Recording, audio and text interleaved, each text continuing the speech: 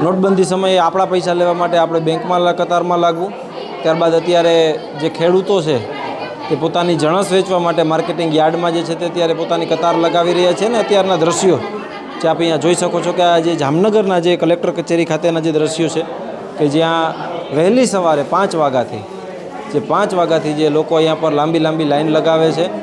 કારણ કે